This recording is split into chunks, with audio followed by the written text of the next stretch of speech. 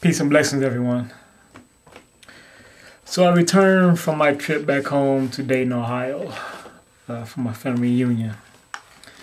And while I was there, I attended church. The church that I grew up in, I guess started going to attending, I guess around 7th grade, somewhere in there. But presently, actually, my brother-in-law is the pastor there now. He's married to my youngest sister. Well, my youngest sister by my father. But anyway, in the sermon, the book from the Bible that they referred to, in which his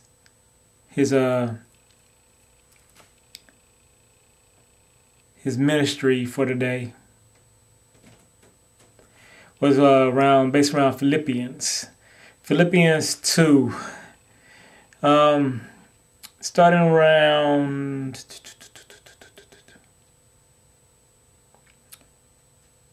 verse 9.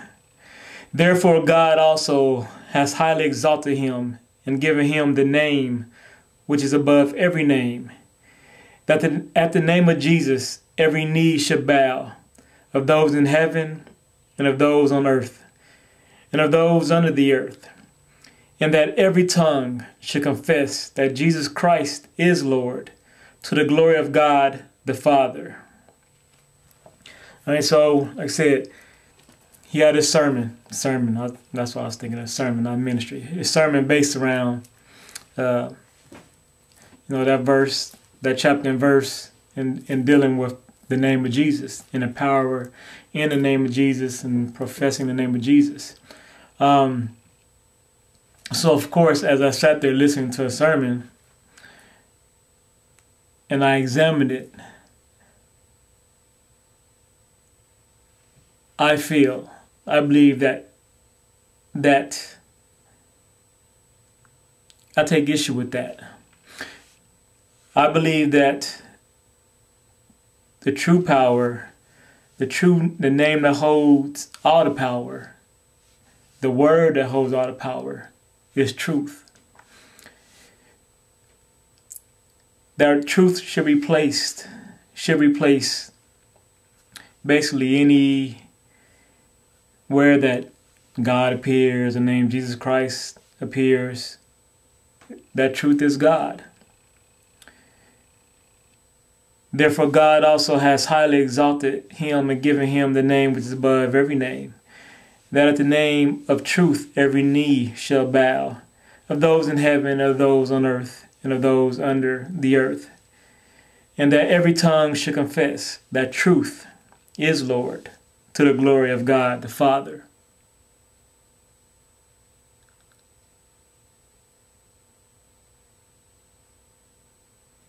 And I'm pausing because something is popping up on my... All right. I'll see how this turns up. I'm back. It's funny. People gonna say that's a sign. I was blaspheming God and something about the recorder. But I think because I don't have a tape in here and it's been sitting here and it's finally doing something. Or it could be God telling me to shut up. But anyway, so truth. All power is in truth. The truth is that people of the Christian faith have used the name of Jesus Christ in hoping to heal others, in hoping to receive things for themselves. And actually, my brother-in-law mentioned that you can call on the name of Jesus Christ to, he said, to heal people, to heal your wallet, things of that nature. So basically, to give money, you can call on the name of Jesus Christ.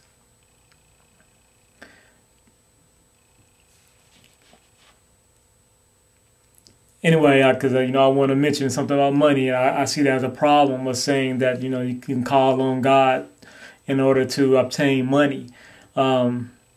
But okay, we'll go there and use that. So, and this goes to prove my point. The truth is people have, once again, like I said, used the name of Jesus Christ in the hope of gaining things. And the truth is there are thousands, maybe millions that have done so. And yet they did not receive that which they were praying for. This is the truth. That's why the power is in the truth. Because the truth proves all things, makes things known, shown to be the truth or to be a lie, to be accurate, to be inaccurate. The truth is what has that power.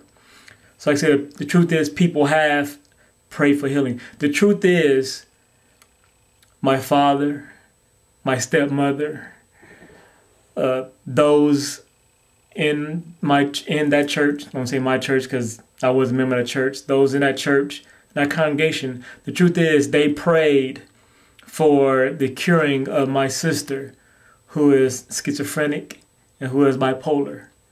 And the truth is she has not been healed.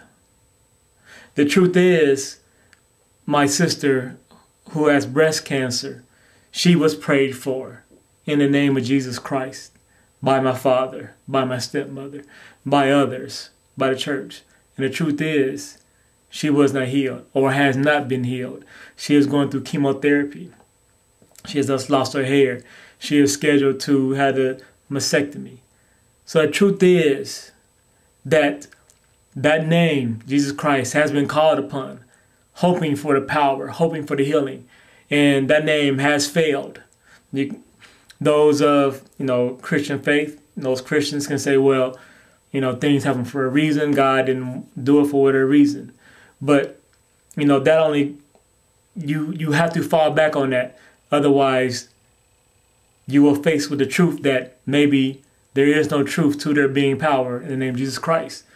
And so to maintain your faith, your belief, you have to say, well, maybe in due time, at God, with God's will, as he sees fit, there's a reason. That's fine.